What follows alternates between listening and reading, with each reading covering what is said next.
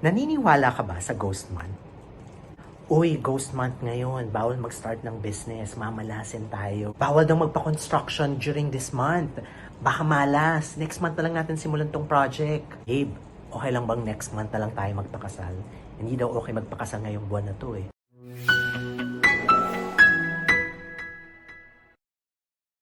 As Filipinos, we have several traditions that we celebrate. Kasama na dyan ang mga belief systems na sinusundan natin based on the fear of the unknown.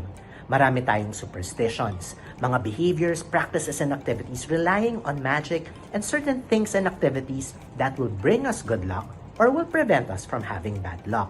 Uy, alam mo, sabi ng star ko, dapat daw mag-red ako for this month. Swerte daw yun. Uy, wag mo ilagay yung salamin sa harap ng pinto. Malas yan. Diba, kapag naglagay ka doon ng salamin sa harap ng pintuan, hindi papasok yung swerte kasi marireflect ng mirror yung swerte. Bawal yan. As Catholics, should we subscribe to these belief systems? May sagot ang Catholic Church dyan. The Catechism of the Catholic Church teaches us to rely on God's providence and trust that God has the power over all things. Therefore, we should not rely on objects, rituals, or behaviors to influence our fate or destiny. Siyempre, human nature ang fear of the unknown. Human nature din ang desire for a stable and good future. The question is, kanino tayo kakapit pagdating sa ating kinabukasan? Kay Lord ba, who created everything around us?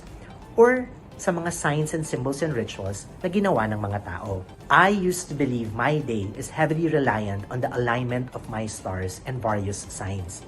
Nagbabasa pa nga ako ng mga predictions for the day. I wear lucky charms and I have yung mga pampaswerte accessories to protect me from bad luck. But then, I chanced upon this Bible passage. This is the day the Lord has made. Let us rejoice and be glad in it. I realized that every day comes from the Lord. So whatever comes our way has God's consent. At dahil each day comes from God, the right response is to rejoice and be glad in it. God created time and everything God created is good. Every day is good. Every month is good. Therefore, every year is good. And God not only created time, He also created space. So every space is also good. God holds every time and space in His hands. So since then, I've learned to surrender and trust God's plan for me. I have stopped wearing lucky charms. Instead, I pray the rosary. I always carry a rosary with me, not as a lucky charm, but as a reminder of who I am and whose I am. I am a beloved child of God. And dahil dyan, I have nothing to fear. All I have to do is to surrender and trust God. The Catechism of the Catholic Church reminds us that our call as Catholics is to put our confidence to God for whatever concerns the future.